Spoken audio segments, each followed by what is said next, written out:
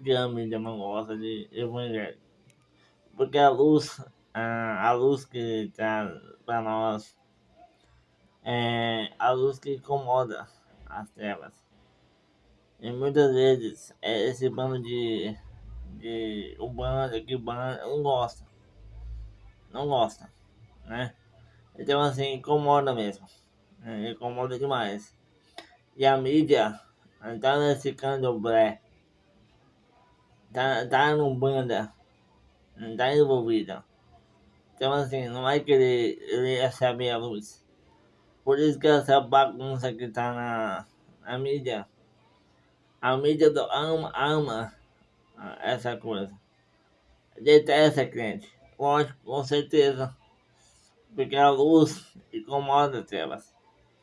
As trevas, ele pode se converter em luz, mas não quer, porque dá dinheiro.